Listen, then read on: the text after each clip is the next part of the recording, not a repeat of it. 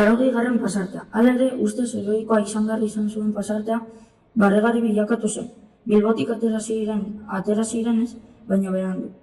Behin geratu eta ez baitzen agertu Arrantzale.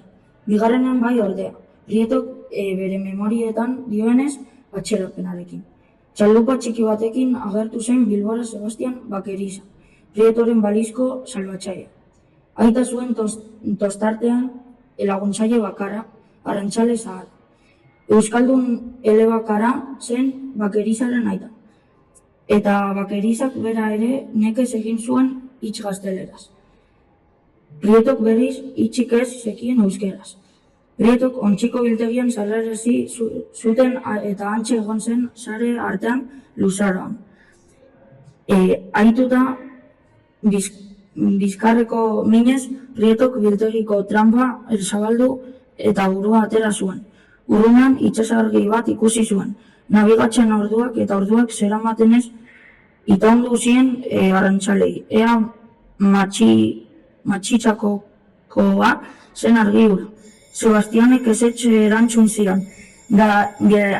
Galeakoa zela. Galeakoa, Bilboko itsasadarretik ez gara atera eta. Barkuko motorra itota zebilen eta Ibaizabalen itsasadarretik ezin irten da ibili ziren. Okerrena hala ere horrela ezin zutela jarraitu. Lehorreratu egin behar zuten nola edo ala. Eta iesa beste baterako utzi. Honena Bilbora itzultze izango zela esan zion Prietok, Bakeriza etarrei. Sebastianek esan zion ez zuela ezagutzen Bilboko portua eta ez zekiela nola sartu.